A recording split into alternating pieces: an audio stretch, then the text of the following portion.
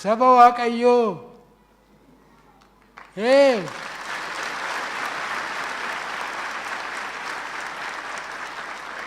baga gammaddan baga Waaqayyoo guyyaa dinqii kanaan nu ga'e. Guyyaa kana ani akka miiraakiliitti lakkaa dinqii Waaqayyoo bara keessatti dinqii hojjeta. Dinqii inni hojjetu keessaa inni tokko waldattii kana. Isin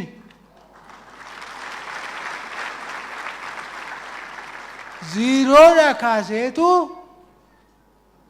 kunoo hamma kanaan isin ga'e.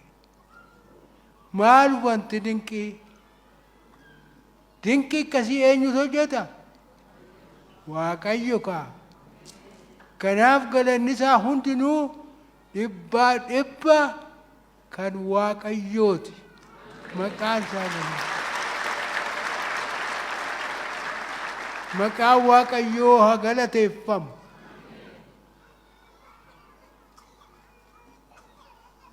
Yeroo kana kan nu kenne isa. Gara gammachuu kanatti kan nu fide isa. Kan nuti dhagaa turre, faarfataa turre, waanuma kanaati.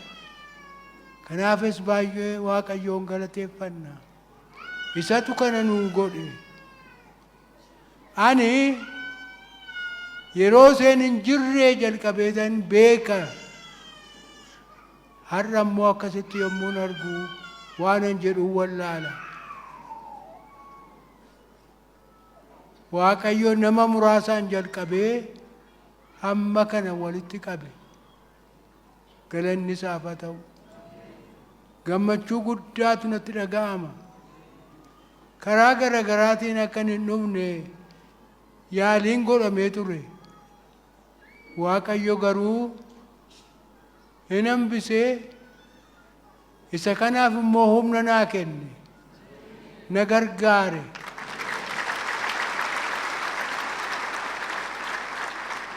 Kanaaf guddiseen Waaqayyoon galateeffadhaa. Hojii guddaa kana ija kootiin argee dhugaa ba'uu danda'uu kootiif. Isin hundumti keessan as kan jirtan dhuga baatota hojii Waaqayyo Gooftaa Machaati. Dhuga baatota isa galateeffattuu, isaaf dhugaa baatuu, lubbuu immoo dabaltu gara waldaatti.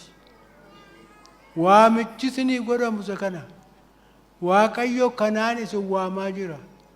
Kanaan nu waamaa jira akka kanatti walitti nu qabee. Amma gara fuulduraatti iyyuu lakkoobsi keessan kanaan dhibba naanna'uutu irra jiraa isiniin jedhaa jira. Waamicha Waaqayyoo. Miirakalii Waaqayyooti. Waaqayyo immoo miirakalii isaa kana ittuma fufee hojjeta. Yoon gara booddeetti deebi'ee seenaa isinitti hoo jedhe asan isin bulcha. Barumsi koo seenaadha. Seenaa kanaa odeessuu hin jalqabee yeroon nan ga'u. Kanaaf hin dubbadhus. Miirakaliidha guyyaan kun jedheedhuma duwwaan Waaqayyoof galanna ta'u jedhee isa kana isinii dhugaa ba'uu barbaadeetan. Isatu godhe galanni isaaf haa ta'u. Kana nan arga jedhee hin abjoonne ani. Ga'ee ba'uun narra jiru immoo hammuma dadhabbii kootiitti waan na danda'amu gochuu yaaleera. Isa immoo lakkaawwan. Waaqayyo waan nu dandeessiseefiti kana gochuu dandeenye. Asirratti tarii yeroon hin kennamaaf ta'e hin beeku malee obbo Qana'aa haa wajjin baay'ee waa'ee lafa kanaatiif jooraa turre. Kanaaf isaan naa galateeffadhaame maaloo. Obbo Qana'aa ol ka'aa al tokko ol ka'aa.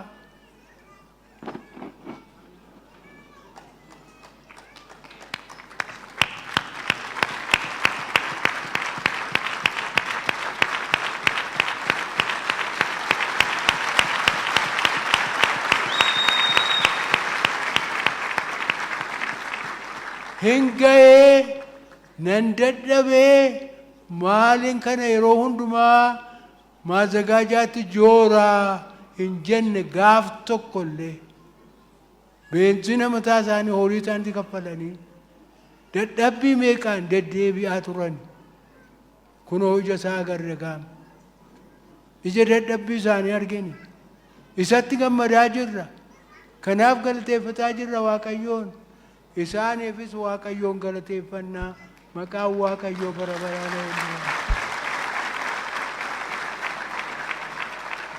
Galanni isaaf haa ta'u asuma irrattan dhaaba Waaqayyo isin eebbisu jireenyi keessan jireenya eebbaa haa ta'u kana caalaa harka 100 immoo isin haa baay'isu.